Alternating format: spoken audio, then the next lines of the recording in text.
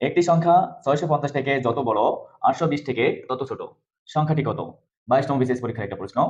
২ নম্বর অঙ্কটি হচ্ছে একটি সংখ্যা ৩০১ থেকে যত বড়, ৩৮১ থেকে তত ছোট। সংখ্যাটি কত? এটা ৩০তম বিসিএস পরীক্ষার একটা প্রশ্ন। এই অঙ্কগুলা বিসিএস পরীক্ষা সহ অন্যান্য যেকোনো চাকরির পরীক্ষায় প্রায় আসে।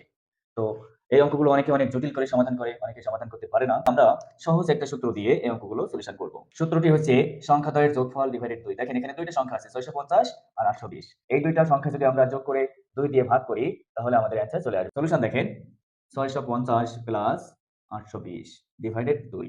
০, ০, ০ বসে গেল। ২ ৫ যোগ করলে ৭ আর ৮ কত ১৪ ডিভাইডেড ২। ১৪৭০ ডিভাইডেড ২।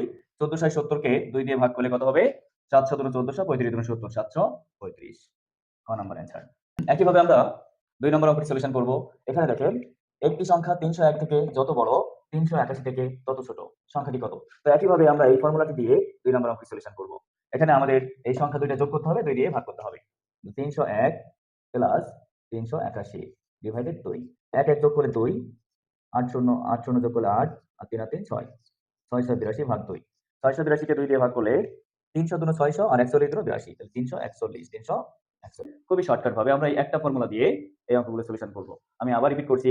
যখন বলবে একটি সংখ্যা ৬৫০ থেকে যত বড়, ৮২০ থেকে তত ছোট। সংখ্যাটির সলিউশন কি হবে?